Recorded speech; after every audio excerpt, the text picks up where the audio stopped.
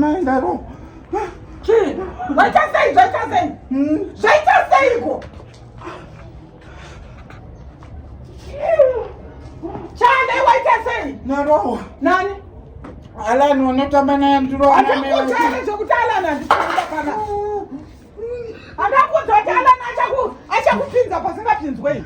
Andipitira na mewa. Andei mai wake. Zvitwa ngandizvo. Uya kurumidza uya. Mira. Havasati vandizi.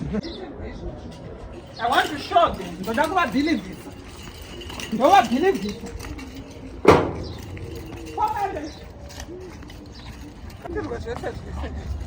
I met friend with someone. Friend Jilibit. Who is Amai Alan?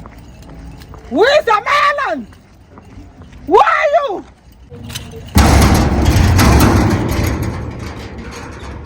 Amai Alan? Uya kuzvitani?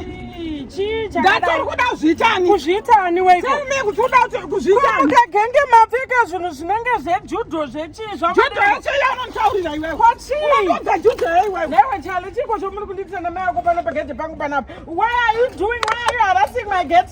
Why are you doing this to my gate? Chichiri kunetsa apa? Chichanetsa. Where's Alan? Alani. That's Alan. Nei masi mashura era. Ome bana utakoti mama. Iwe.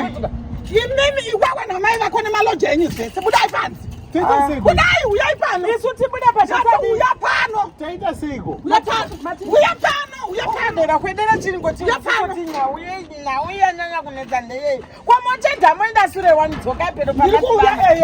Nauye. Iwanaziva kuti I'm a trained someone. You are trained someone and I mean a qualified someone. Chiri kunetsa. Vana vedu vari pano what is happening? Mwana wangu ameita se Alan. Alan. Waitwa seiko. Alan waita se mwana. Chico. You cannot do this to my product of the womb. Chiri kunetsa. Product of the womb. This is my product of the womb. This is my product of the womb. So what happened? Ow! What happened? Stop. Chi, chaitika. Chi. Nomtaurire iwewe. Imi mama. Nomtaurire chikwe iwewe. Kunetsa ndeyeiko. Apana uyango vachitema panapa anyimwa chikafu panapa akuchema. Wati? Anyimwa chikafu panapa. Angachida kudya panapa. Anyimwa angachida kudya chikafu. Saka imimi zvokuti anyima mwana wenyu sadza pano ramubvurirwa ndozvomovira makapfeka black belt. Chii chiri kunetsa kudai. Suduruka ichoni. Ndizvo kunetswa panapa. Ndizvo zvinondinetsa. Chii chinonetsa? Mwana wangu kuti munyima sadza pano. Wachida kudya sadza pano. Tikamuzati chalewa kai nhama yako sakwata pano muna zvimba dumbu. Handiti munoti ndine 5 gadgets dzokuroya. Roya pasi.